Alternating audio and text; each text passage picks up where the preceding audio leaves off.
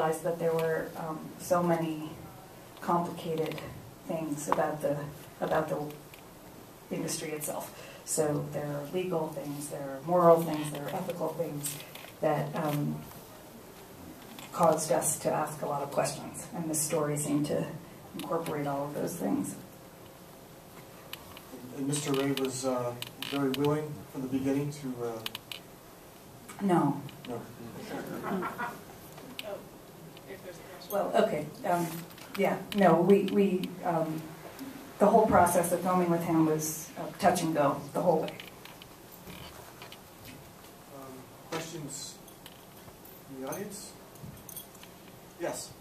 It was a great film, and that I couldn't really tell at the end of it if you personally liked him or didn't. And I'm wondering if you could speak towards that. Did people hear that in the back? Yeah. Okay. The question of whether I like him or not feels, I've been asked this question before, and it can't be relevant to the film because the purpose of making the film is for you to decide. And I'm happy that you can't tell. Yes. So I'm just curious, watching the film caused a lot of emotions for me, and one group of people that I didn't hear from were the victims' families. And I'm curious as to why not. Sure. Because some of them were outside, so they obviously care. Of course they care, of course. And I met with Mrs. Brown, and I spoke with her, and Allison's spoken with her, and I mean, we feel for her and for all the families, of course. One of the very important parts of this film that we felt was very important to tell was to have the people who were there, who had followed James for quite a while through the series of events, through the series of courses, and found themselves at the Sweat Lodge because they had been pretty dedicated to James's courses.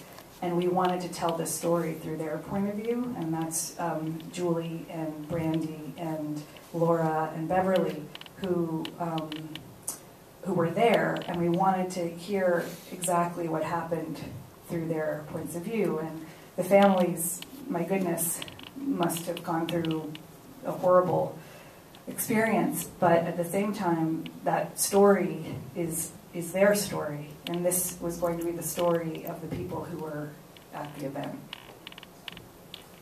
Yes. I have two questions. One, the author of The Secret and Oprah are not present in the film except in flashbacks. The second question is the way he looks. Now, there's been a lot written about human growth, hormones, his hair constantly changing colors. He looks like he's got filler or Botox or something on his face. That kind of narcissism or vanity is also not something that you chose to put in the film. And I just wondered why you chose not to have it and just leave me watching this physical transformation. That is the power of film. You are able to watch, and I don't need to tell you that he does all those things. You can actually see it for yourself. We did reach out to Rhonda Byrne, who wrote The Secret, and we also reached out to Oprah, and both declined to do interviews. Okay, thank you. Yes. The impression I get from the film is that he himself was essentially unchanged by this tragedy that he caused. Is that what you were trying to convey? Is that what you would, I mean, my question would be, is that what you take from the film? Yes, it is. Great. I mean, I think that's the important, that was a very important part of making the film, was that the viewer can decide how the viewer feels about James Ray. That it's not a didactic essay of us telling you how to feel. It's really important that you come to that decision. I think that's what we're trying to convey in this film. Yeah, the back, John. I'm curious why nobody that worked with or for James running the events or having some kind of a role in the building the structure. They didn't seem to have a voice in the film either. Is that because they were under non-disclosure, or did We did speak with Marta Reese, who actually is in the film, and she did work for James, and she was actually there at the Sweat Lodge. The building of it, yeah, I think in terms of narratively, I don't know that we actually needed to hear from them. That wasn't the important part to us. The important part to us was the experience of the people who were there. Actually, yes, sir. Has he seen the film? Yes, he's seen the film. I will not speak for him. He can speak for himself.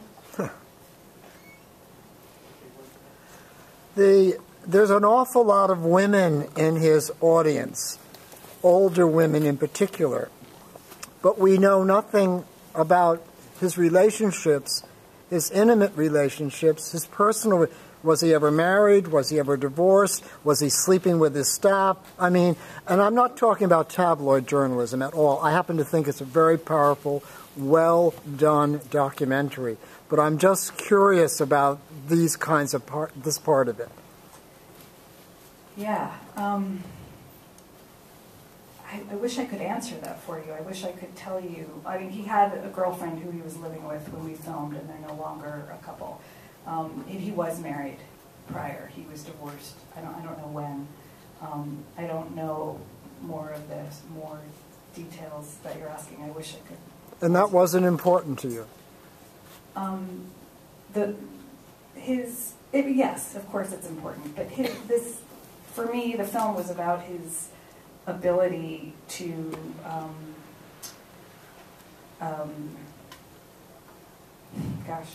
Really, it's about his ability to affect people when you know nothing about him. And I think people went through that experience that in the end they really didn't know him. They thought they did, but things turned out very differently. Yes, in the back. Yeah. Hi. So I have a question about one character. She was the only sort of interior critique within the film that expressed from within a kind of skepticism. Can you talk about that? You know, it seemed that one sort of anomaly of an interior resistance or critique or questioning of his methods. There's that one character who was sort of, I forgot exactly what the situation was, but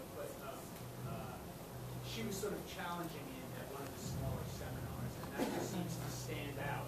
Okay, now I know what you're talking about. I see, right. So that was one of the recent events, Yeah. and she was actually, yes, the only person who was critical. Yeah. I mean, most of the people there were there because they wanted to hear what he had to say, and they were not challenging that. I mean, that's what I would say to that. But I mean, just from the viewer's point of view, it's like there is a sort of, again, you can't compare, but it's fairly, who nature of this audience would be. Like that's the one moment in the film where there's someone who's sort of potentially having a similar reaction within the film instead of being the viewer outside. It's curious. Yeah, I'm not sure what the question is. Yeah, I don't know. I'm interested in that choice. I mean, maybe it's a choice for it's an editing question. Well, it happened at his event, and it was a very important moment for us to capture, and we put it in because it happened, and yeah. No, there's not a lot of challenging in his events. Yes. Okay, we have time for a couple more questions. Yes. Hi, Laura.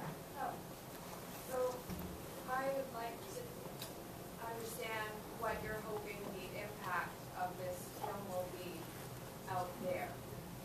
In the world. Yes. Yeah, I think the goal for us is really to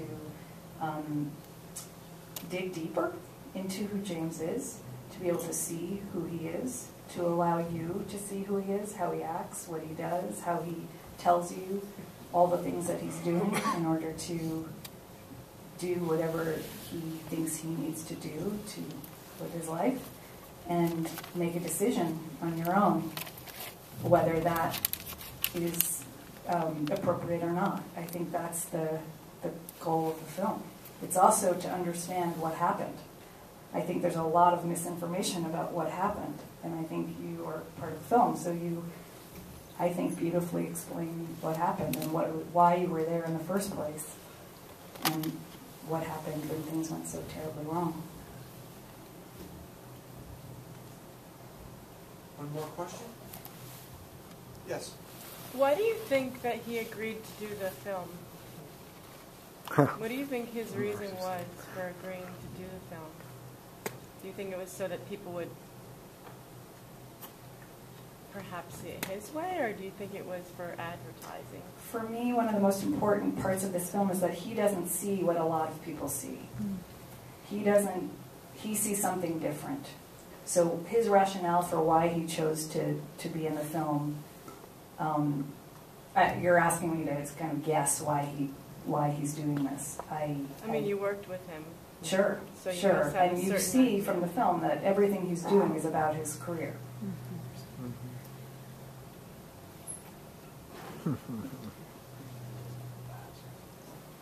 Okay, Jenny, thank you very much. Thank you.